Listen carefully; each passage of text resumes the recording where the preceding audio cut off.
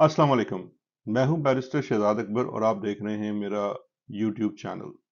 आज ये मेरा चौथा वीलॉग है और मैं आपकी आरा का शुक्रगुजार हूं और कोशिश करूंगा कि जल्द अपने प्रोग्राम्स में आपकी सजेशन के ऊपर अमल भी कर सकूं और बेहतरी ला सकूं। पिछले 24 से 48 घंटों के दौरान सबसे बड़ी खबर तो इस्लामाबाद की एक मकामी अदालत से आई। अ, उस पे मैं एक लम्हे में आता हूँ, लेकिन उससे पहले जो खबर इस वक्त बड़ी गर्मा गर्म है वो है इसहाक डार साहब की बतौर निगरान वजीर आजम के तौर पर नामजदगी के लिए पीपल्स पार्टी और नून लीग का इत्तेफाक। कहा यह जा रहा है कि शायद ये इकॉनमी की सूरत हाल को देखते हुए किया जा रहा है। शायद ये बड़ा इकॉनमी बेस्ड फैसला है। इसहाक डार साहब कितने बड़े इकोनॉमिस्ट हैं ये तो हम सब ने एक साल पहले देख लिया है। इससे इसहाक डार से डूबी हुई मईशत का इलाज करवाना बिल्कुल ऐसे है जैसे कल शौकत खानम कैंसर के इलाज के लिए गुजर खान के एक मशहूर कंपाउंडर डॉक्टर टंकणे को ऑन्कोलॉजिस्ट के तौर पर रख लें। चले मैं बताता हूं आपको कि इसहाक डार साहब की ये नामजदगी किस लिए की जा रही है। बात यह है हजूर के पीपीपी और नून लीग इस वक्त इस्टेब्लिशमेंट को भी शक की नज़र से देख रहे हैं। उनका ये ख्याल है कि कहीं इस निगरान हुकूमत के दौरान कहीं उनके साथ ही हाथ ना हो जाए, इसलिए वो चौकीदारी के लिए इसहाक डार जैसे एक ट्रस्टेड आदमी का इंतखाब कर रहे हैं, जिसमें वो पेशबंदी कर रहे हैं जो इंतखाबात का वक्त पे होना, और इसके साथ साथ कहीं उनके साथ ही कोई हाथ ना हो जाए उस चीज़ की पेशबंदी की जा रही है। लेकिन याद रखिएगा इसहाक डार साहब वही हैं 164 के इकबाली बयान वाले। अब आते हैं जो मैं पहले जिक्र किया था, इस्लामाबाद की मकामी अदालत की जानिब से एक बड़ा फैसला, एक दबंग फैसला मैं कहूँगा, जो आया मकामी अदालत के एक एडिशनल सेशन जज फ़र्रुख फरीद बलोच साहब की जानिब से। इससे पहले ये बात करते हुए मुझे अचानक एक 1977 4 सितंबर 1977 का एक वाक़या याद आ गया, जब जुल्फ़िकार अली भुट्टो साहब को उस वक़्त की मार्शल लॉ गवर्नमेंट ने उनके घर से गिरफ्तार कर लिया। एक पुराने मुकदमे नवाब अहमद रज़ा कसूरी के कत्ल के मुकदमे में उनको गिरफ्तार कर लिया गया। उनका मजिस्ट्रेट ने इब्तदाई तौर पे 7 रोज का रिमांड भी दे दिया। कुछ दिनों बाद मामला जब लाहौर की हाई कोर्ट में पेश हुआ तो उस वक़्त वहाँ पे जस्टिस के एम ए समदानी साहब ने एक बड़ा दबंग और जुर्रतमंदाना फैसला करते हुए भुट्टो साहब को बेल ग्रांट कर दी।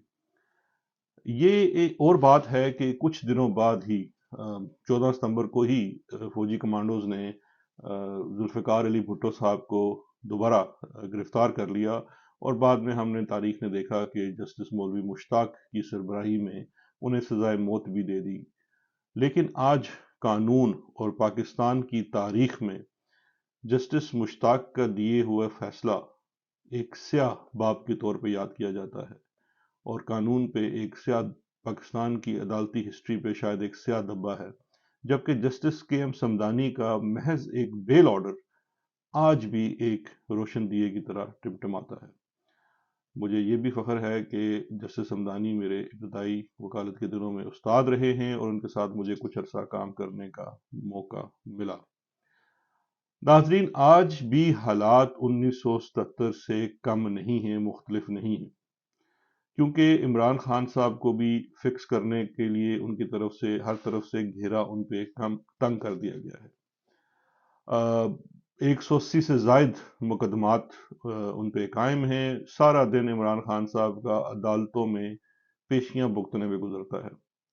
ऐसे में मुहर्रम के पहले अशरे में एडिशनल सेशन जज फर्रुख फरीद बलोच साहब का ये दबंग दिया हुआ दबंग बेल ऑर्डर किसी तरीके से भी हुसैनी रवायत कलमा हक से कम नहीं है। कानून क्या है, शहादतें क्या हैं, ये सब जानते हैं, लेकिन शायद जस्टिस समदानी की रवायत इसी जवान जज के हिस्से में आनी थी। मैं बेल ऑर्डर में जज साहब ने एक जगह जो पिछले 2 माह से एक बयानिया बनाया गया है, जिसमें अब सब लोग जानते हैं कि वो बयानिया क्या है, उस बयानिए का तैया पांचा उन्होंने कर दिया है।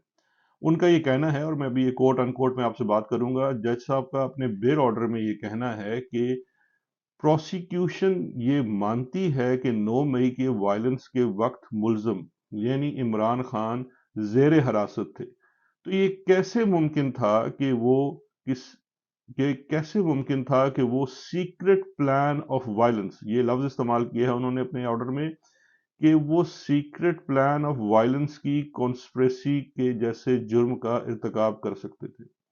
ये यकीनन प्रोसिक्यूशन और पुलिस दोनों की मैलिस और फ्रॉड का पता देता है।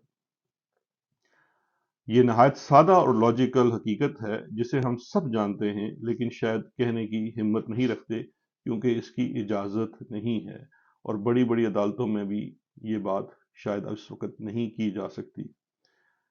अदालती मामलात में और कानूनी मामलात में एक और जो बड़ी पेशरफ्त है वो मिलिट्री कोर्ट्स के हवाले से जारी मुकदमे में सुप्रीम कोर्ट ऑफ पाकिस्तान में है।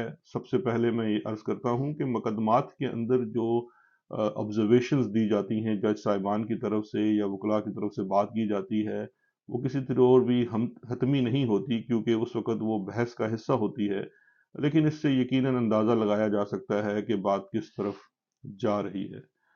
अब तक की प्रोसीडिंग्स के मुताबिक एक बात तो वाज़े है कि फैसला शायद जस्टिस बंदयाल की बाकी मानदा जो मुद्दत है as chief justice of Pakistan, कुछ 2 माह रह गए हैं, शायद उनको 3 माह रह गए हैं जिसमें छुट्टियों का वक्त भी है, उसमें शायद ये फैसला ना आ सके क्योंकि अभी छुट्टियां भी आ गई हैं और अभी पेंडिंग चलना है मामला। लेकिन इसमें जो बड़ी इंटरेस्टिंग चीज़ मुझे नज़र आ रही थी वो है हमारे अटॉर्नी जनरल साहब जो अदालत की सवालात के जवाब में तमाम जो शर्तें हैं या बातें की जा रही हैं कि क्या इसमें प्राइवेट वकील या सिविलियन वकील का हक दिया जा सकता है, नहीं, उस पर भी वो आमादगी का इजहार कर रहे हैं।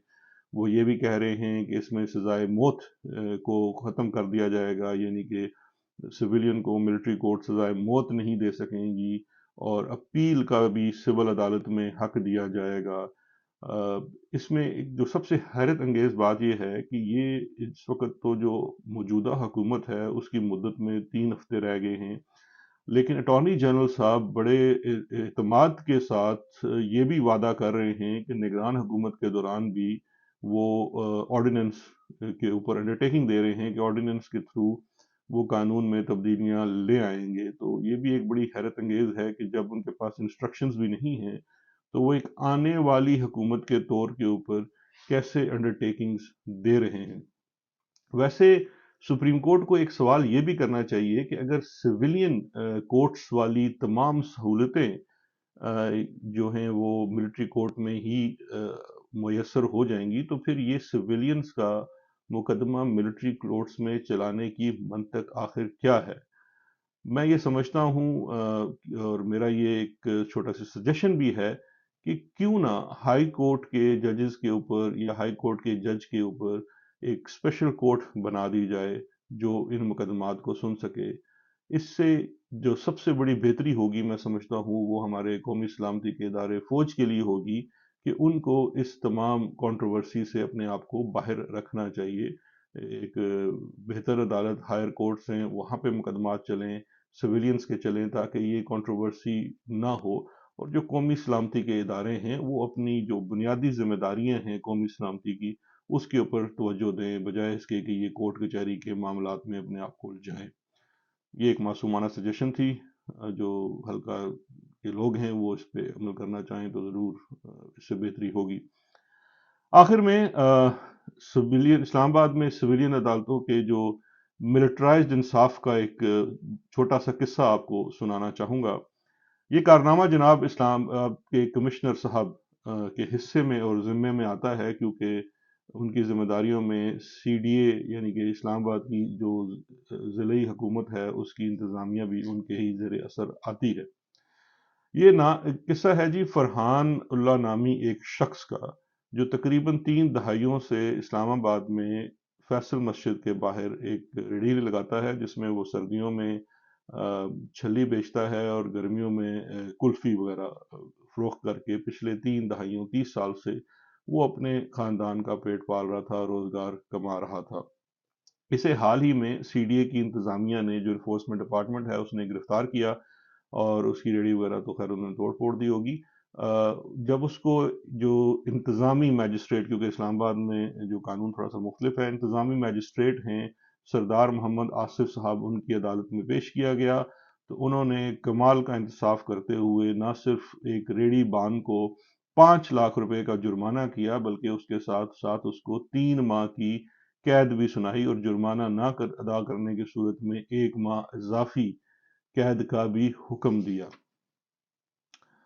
اب جو سب سے انٹرسٹنگ چیز ہے، یہ فیصلہ، اس بہترین انصاف کا فیصلہ اسی ہفتے آیا جب ایک طرف لاہور کی احتساب عدالت نے عزت مآب وزیر اعظم پاکستان شہباز شریف صاحب کو 7 ارب کی منی لانڈرنگ کے کیس میں بغیر ٹرائل چلائے، بغیر شہادتیں سنے باعزت بری کر دیا، اور اسلام آباد کے انتظامی میجسٹریٹ نے ایک ریڑھی بان کو 4 مہینے کی قید سنا دی۔